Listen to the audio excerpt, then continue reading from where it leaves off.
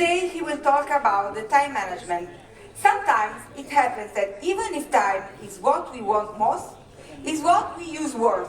So, let's welcome Mr. Luis Santana with a big round of applause, please.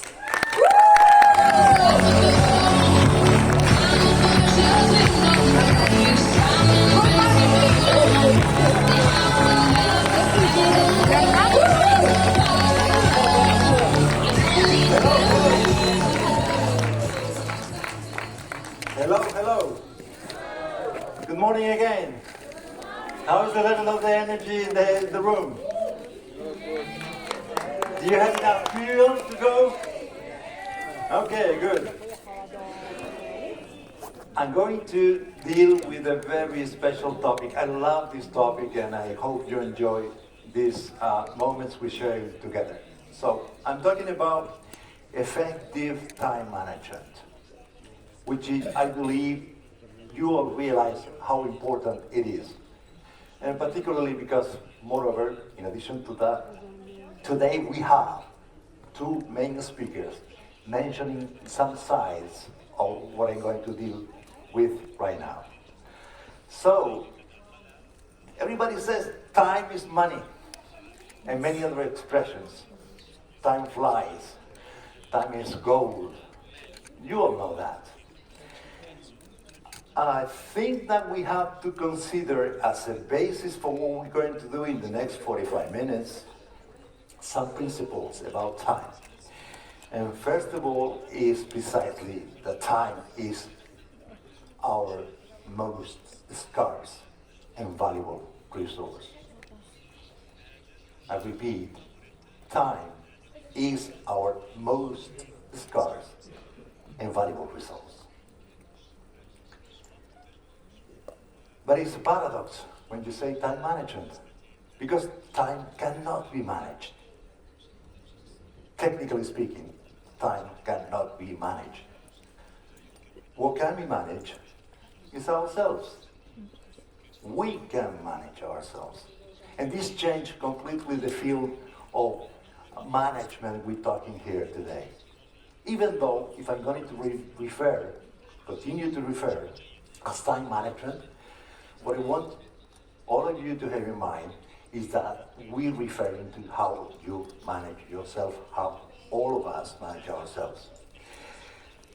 And time is fantastic because it's a kind of soft and egalitarian dictator which treats us all equal, no matter where you come from, no matter what nationality, no matter your sex, religion you are, no matter which birth you came from, rich, poor, whatever, time is going to be treating all of us by the same rule.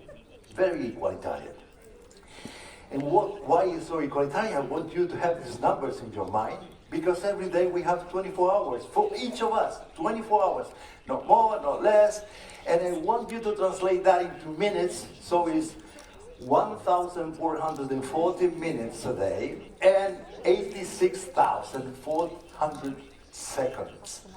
This is how egalitarian time is for each and all of us. And you know what? It's funny, because you want to have more time sometimes, but you cannot go to a bank and say, please give me more money. Allow me to borrow money. You know what? I have some extra money and I give my money to you. You just pay me someday. No. There's no such a possibility. So, why is this so important? Because at the end of the day, time equals life. And we forget about this. We separate and we believe time goes somewhere and life goes some other where.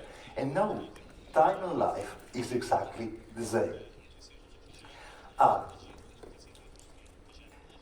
The experience most of us have is like, I don't know why, but I'm running behind time, running behind the time. I'm dragging, and it seems like time is running so fast, and I'm just trying to get to what I believe I should have. And this is like Marcel Proust does with his masterpiece, In Search of the lost time. That's what most of us probably experience every now and then. And I want to really put a fact with all of us. We complain, we spend more time complaining about the time that we don't have, the time we lack, than taking advantage of the time we have left. And this is a funny behavior because, as I said before, most of us are running behind time or looking for ways to have more time available. So, this is a kind of paradox, it's a fact. And I think that we can start then from these principles and these facts a nice reflection together. And the first question is, okay, then what would be a definition of an ideal time management? And the response to this question is very brutal. The response to this question is, if I manage my time, I do at any given moment what I decide that I'm going to do. I repeat this. I do what I decide to do. There's only me to decide. Why? We said it before. Because you have another paradox. Either you manage your time, meaning either you manage yourself, or if you don't, your time is being managed by somebody else's.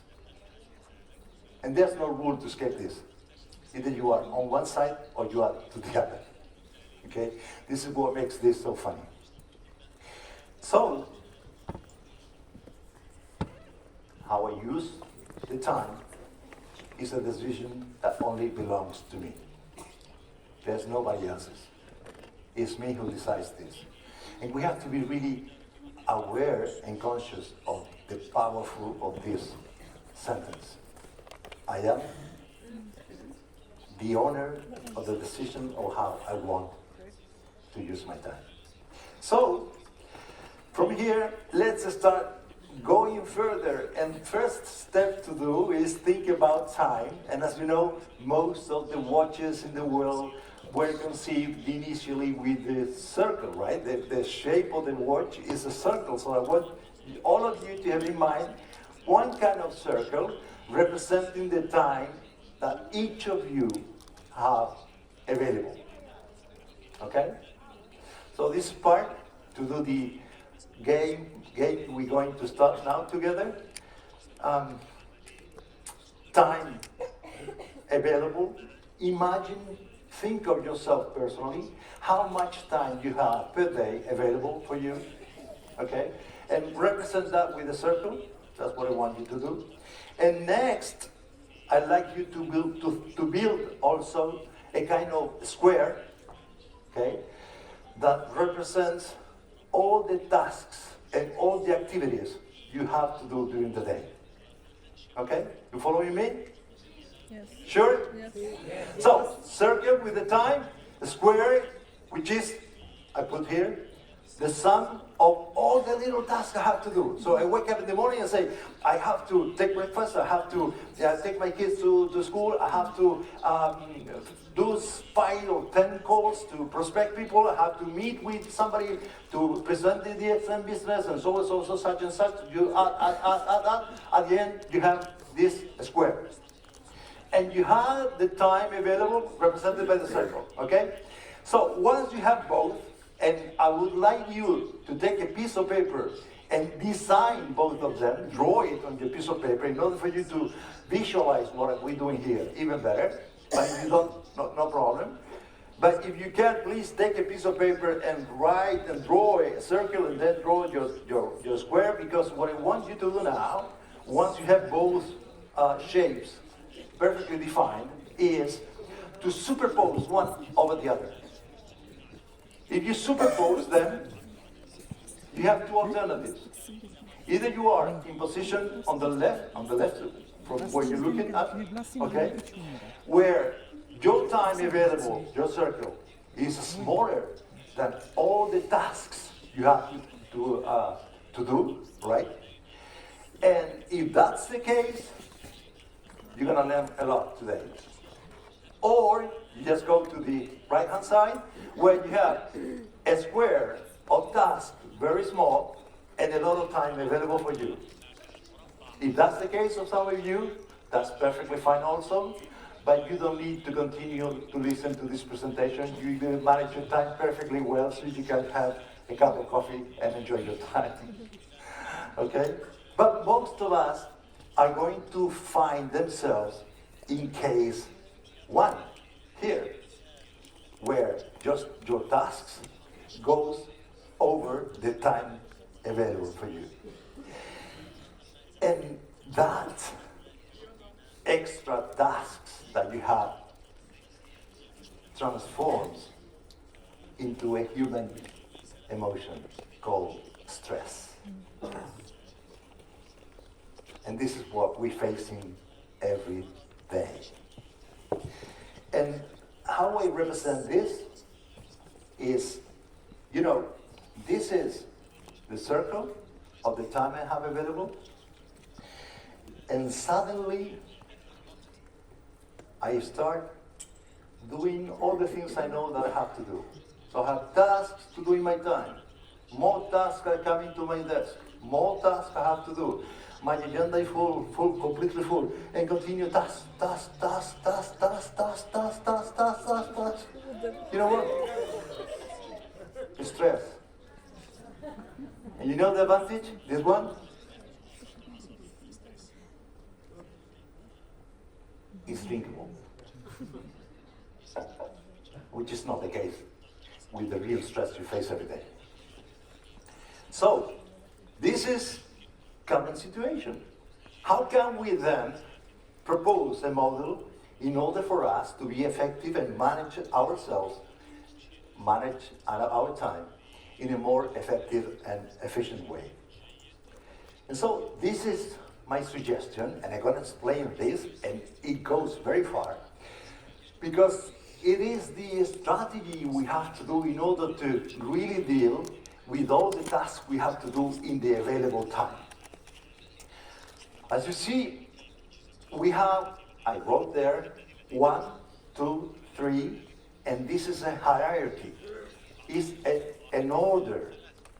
It's not 2, 3, 1, or 3, 2, 1. No, the order to follow is, and I'm going to explain that why, is 1, 2, and 3. And this is a model for you to be more effective managing your time. Okay? Normally, what people use to do is exactly the opposite of what I'm proposing here. Because when you have a lot of tasks to do in a certain time, what do you do usually? You start doing things, which is number 3. Okay? And my proposal is exactly the opposite. If I have a lot of tasks to accomplish, I start first putting all the tasks, defining this square, and from there deciding which of these activities I'm not going to do. And what I say no is I'm not going to do, and nobody else is going to do, and these are not going to be done ever. Okay? So you reduce the square. This is beneficial for all of us. Okay? But let's think, how come I can say no to certain tasks? I know that I have to do tasks, and suddenly I say, no, I don't do this task. I'm going to show you a few examples. A few examples of we have seen this morning in the DXM world with some of the presentations. And first one that comes to my mind is, get up and do this, but do it slowly, okay? So it was like no complaints. I don't waste my time complaining about whatsoever. Or I can think, oh, no, I will no more spend more time with the prospect or one of my downlines who is sleeping and is not willing to change and to move forward. Remember? If you wanna step, I'm gonna have a second step with you because I'm gonna help you, but I won't substitute myself to you. Or I can think even of some of the examples I face every day with people in Spain, France, and Portugal, or Europe, distributors, leaders like you, that they say, you know what, I have the feeling that I spend too much time with the people trying to develop them because I have a call and I spend in a call 2 hours. I say, well, a call 2 hours, that's not effective. You shouldn't do a call of 2 hours. That proves it's not good. I gave you some examples of business. People that say, I'm going to have lunch, business lunch with you. One of the most successful people in Spain, probably the founder and president of the most important company in the country, used to say when he discovered this, I don't have business lunch anymore. If I want to have business, I call Mr. Laszlo, let's have business, and we meet. And I want to have lunch, I say, Mr. Ivani, let's go for lunch. But I don't, treat myself believing that I'm doing business and spending hours and hours and hours for nothing. Okay?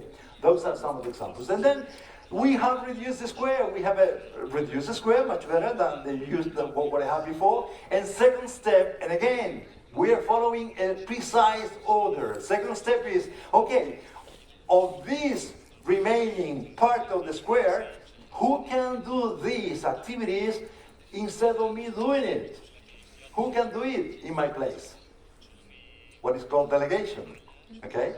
And delegation, most of the people think of delegation because I have a hierarchy, most of my staff, I can delegate my staff. No.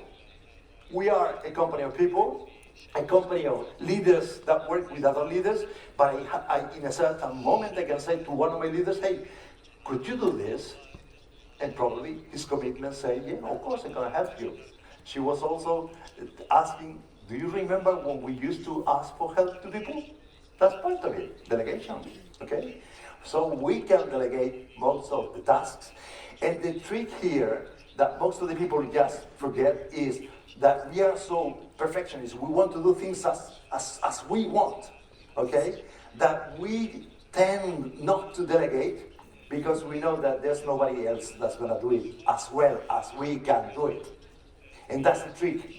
Because the whole idea is no matter what, no matter how good you are doing that task, if it's somebody else can do it for you, and is the result at least 70% as good as you should accomplish, it's worth delegating. Because in that sense, you are freeing yourself and having time available for what's really valuable for you. Okay? And so we have one, we have two, one say no, second is delegate, and then with the remaining tasks, what I have to do is just plan them. Take my schedule and plan them. What is this plan? Plan is only one thing. Plan is taking one of the squares, each of the squares, and putting that into a line of time.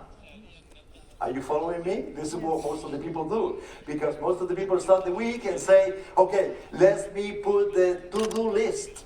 Okay? Task, and they are put on the line of time. The problem is that we're managing tasks. And what we have to manage is not tasks, it's time. So, putting tasks on a timeline is senseless. What we need to do is putting tasks with the time that those tasks consume. And the time is the key issue here, on the timeline. Now we are talking about time management. Following me? Now you're sleeping or not? No. Okay, good. So, let's recap. I continue from here, but before, let's recap something that is completely key to understand all this. I said this is a hierarchical order. So first is 1, second is 2, third is 3. Why? Because people usually do the contrary. It's what I call start the house by the ceiling. What people usually do is start planning. Start doing things. I know that I have a huge square of tasks and I start doing things. Do things. At a certain point I know, oh, so many more things to do and I don't have any time left. So what I do, delegate. Try to find out to whom delegate. And then I delegate, and even though I delegate, I say, no, wait, I have no time to accomplish all these tasks within the time frame I have. And then what happens? You will say no, and there will be a lot of tasks that won't be done, but it wasn't because you decided it.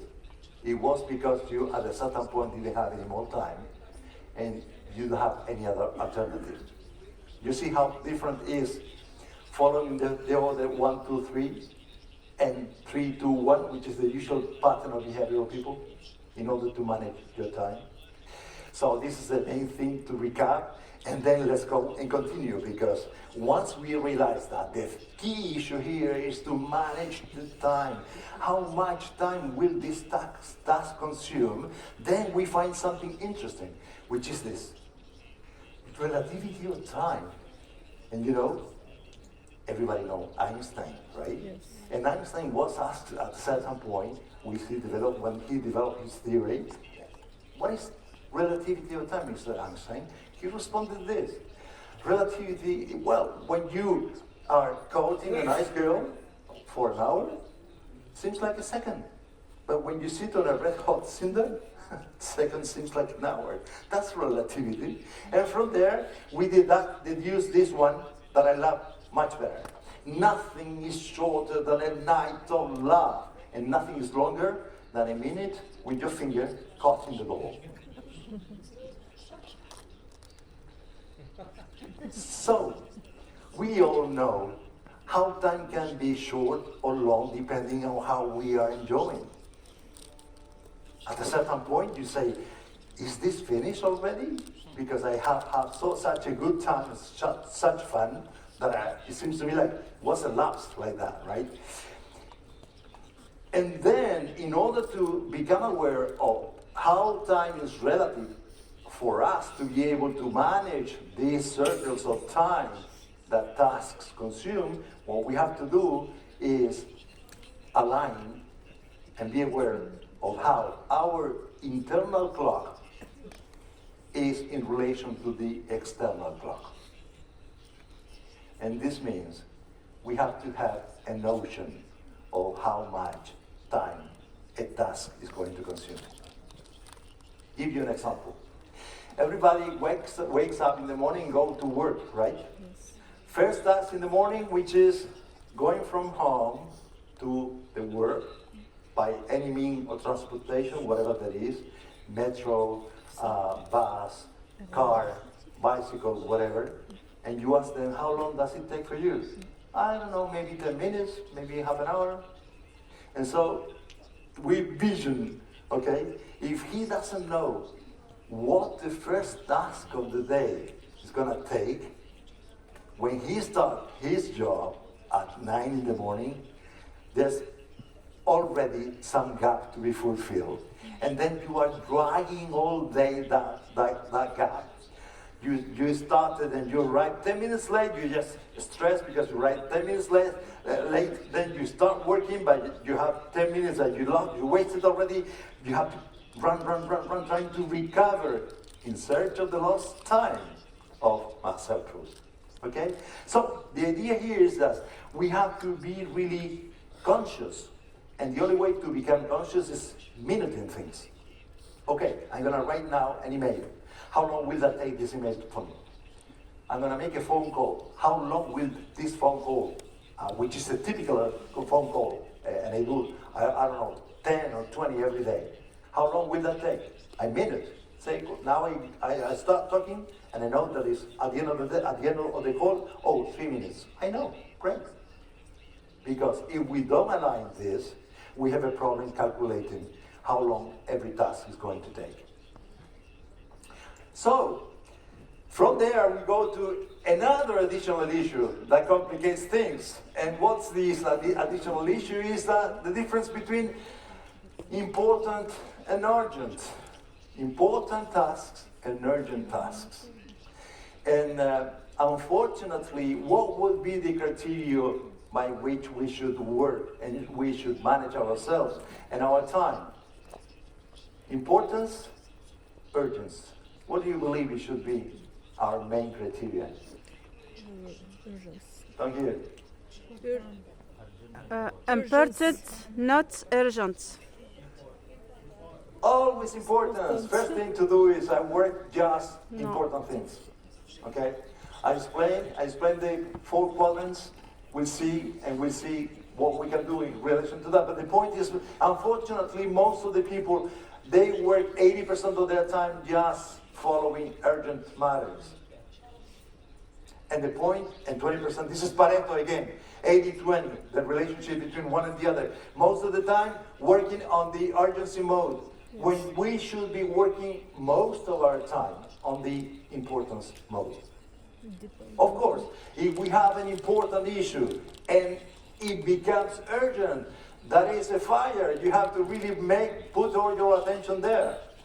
But usually it doesn't happen because if you work, because you're working focused on the important things, then you don't let things become urgent because you plan them and you address them at the appropriate moment.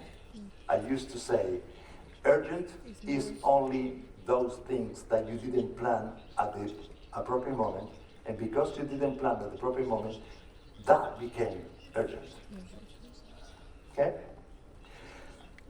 So, we have 4 quadrants here.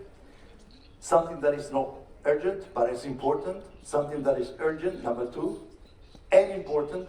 Something that is not urgent and not important, and something that is urgent and not important.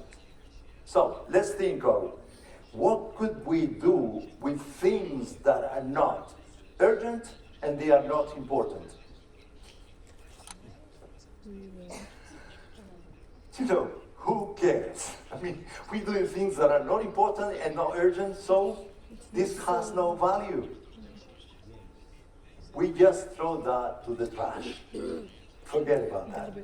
Anything that comes into that quadrant, we shouldn't devote our time to that. Okay? So, things that are not important and urgent, this is the part that can be easily delegated to somebody. Okay? You see? Things that are urgent and important, we should address it immediately. Yes. Because as I said before, this is the fire. You have a fire in your house. And so you need to put all your energy and your effort into that. And finally, things that are not urgent but are important, this is where you plan.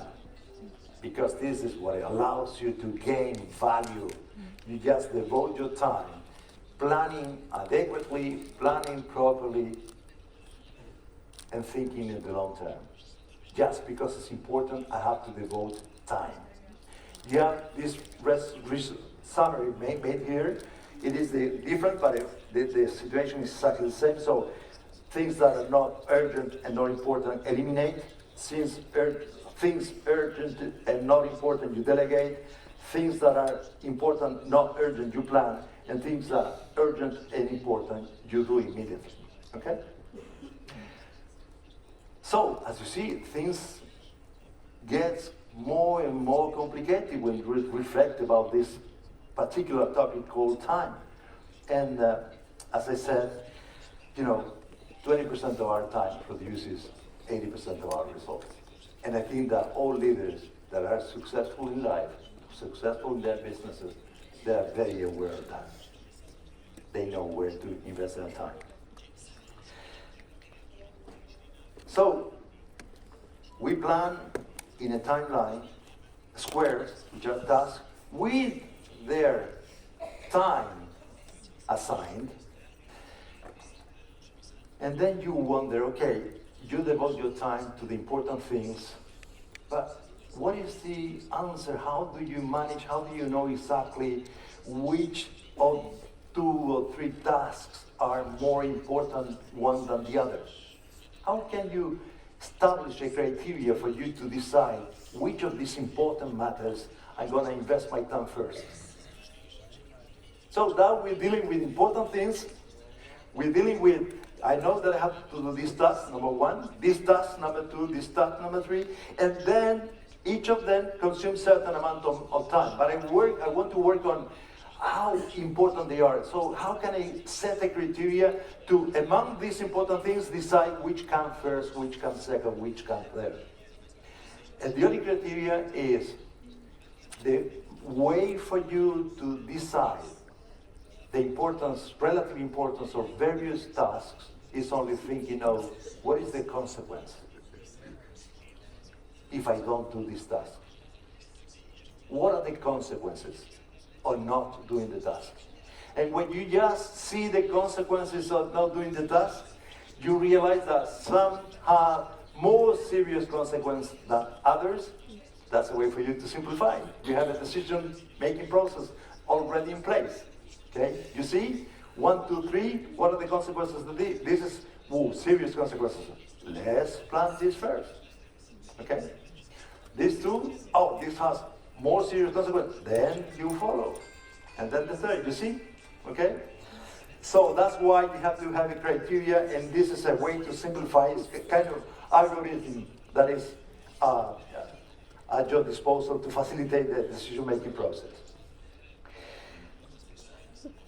Finally, we have an additional thing, that is when you consider an ideal time planning with all these criteria we have shared, tasks with the time assigned, which priorities, which is more important, this is 1, this is 2, this is 3, we think, okay, this is perfectly.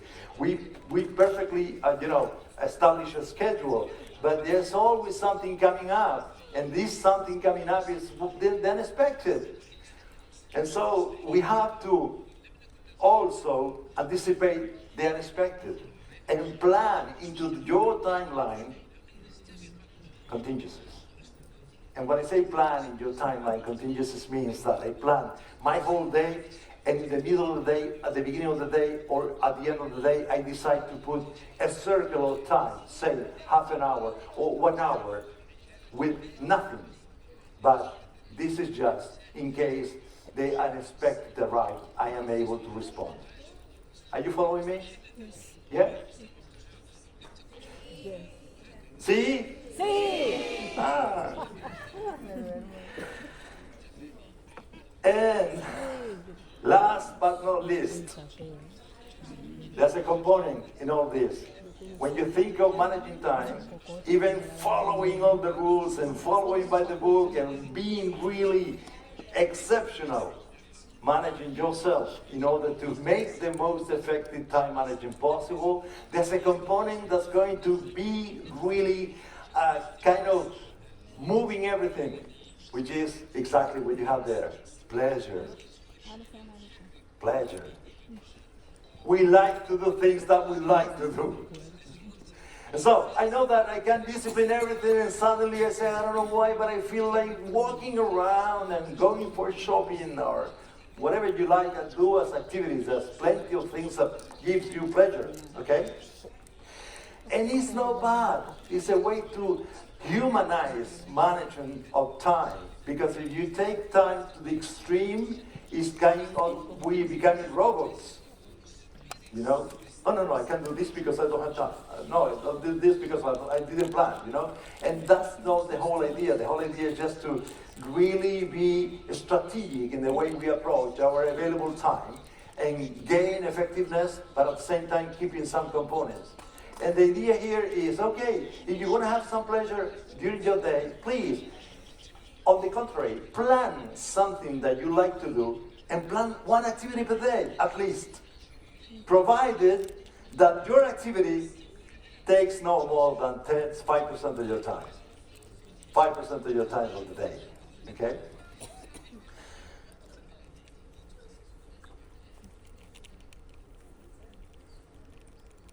going for Thank going you. for the gym.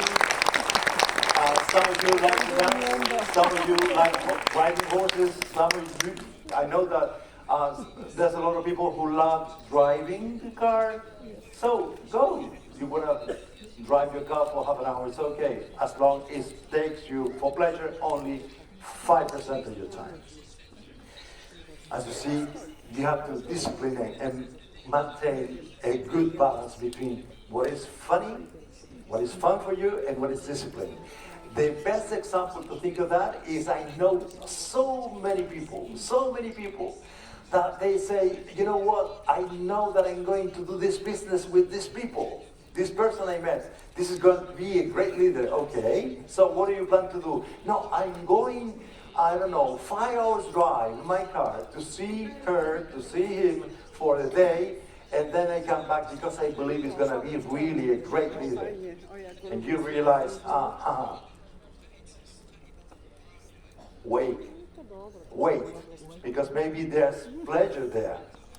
And the same person that is able to take 5 hours ride to go in 5 hours ride to return, okay, is the person that says, you know what, I have 10 minutes walk from my house, a potential leader for the exam, but I know that the situation is not going to be very comfortable. I prefer not to go there. And that's what we really need to be disciplined in order to balance, where our management of time is led by pleasure and fun and not led by discipline. And again, successful leaders, they are completely driven by discipline. Okay? So, this is the time for change. This is the time for change. We came here for a reason. Most of you have already said this, and it's true, we're here for a reason. This is time for change. And because we're talking about time, and as I said before, time is life. If this is a time for change, you have to change something in your life.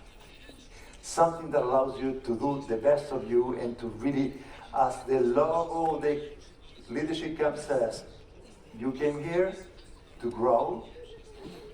Time to grow, time to change. Because the time we have in our hands, it is very limited. It is more limited than we believe it is. And I want to recall this story that I know most of you know. You know the story of the frog and the scorpion.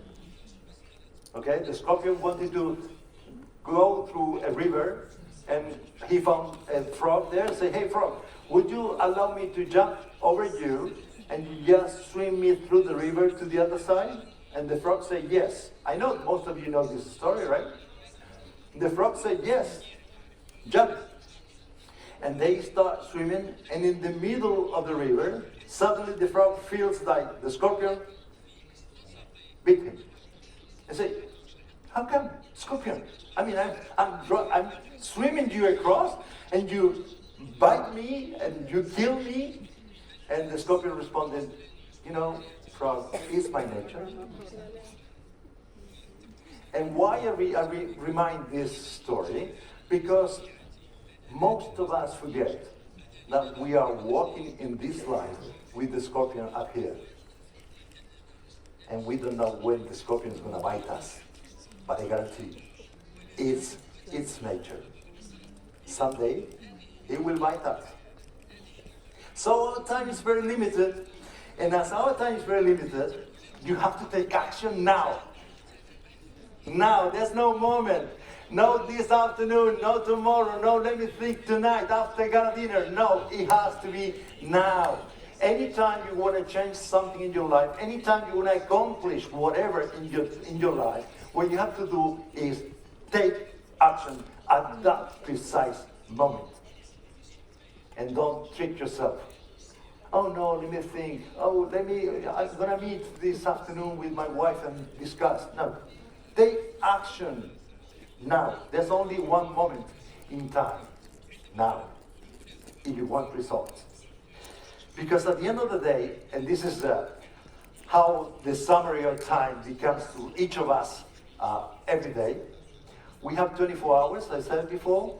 It's 1,440 minutes, 86,400 seconds, and you distribute them as you wish.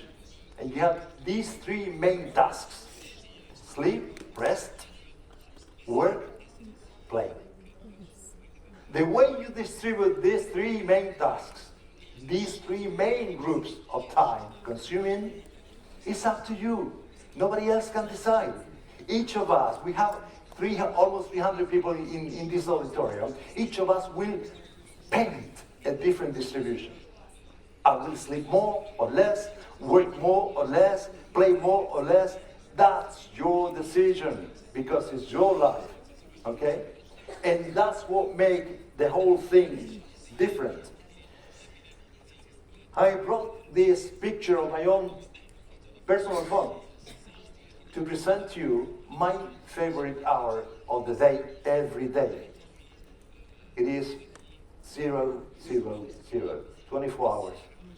That was last night at 12 o'clock in the night. And why is this my favorite hour? Because every day, this hour reminds me, Louis, somebody, you call it God, universe, whatever you want to call it, irrespective of your beliefs, somebody says you have now on your account 24 new hours empty for you as an artist to fulfill them as you wish, to use them as you wish, to do out of them the most you can. It's up for you. You are the artist of your own day. So please, show us your art. Each of you, every day, has these 24 hours, these 1,440 minutes, these 86,400 seconds available every single day. And you can make a huge difference when you use and you put that time to the best use. You personally, as your personal artist, are able to do. You have a canvas empty and you start painting. And every day is a new piece of art. Depends only on you. So, today is the first time of the rest of our lives. Yes. What would you like to do with the rest of your lives? Because today is the first day of the rest of your lives. What? This is the way for you to really dream your dream life, what you want to accomplish, what you want to have in your life, what kind of experiences you want to live, what kind of people you want to surround you with, what kind of family you like to have, what kind of house you want to live. It is your masterpiece, because it's the masterpiece of your life. You are the artist. Nobody else can paint it for you. It's up to you. But please, do your best and don't complain. Okay? Thank you very much.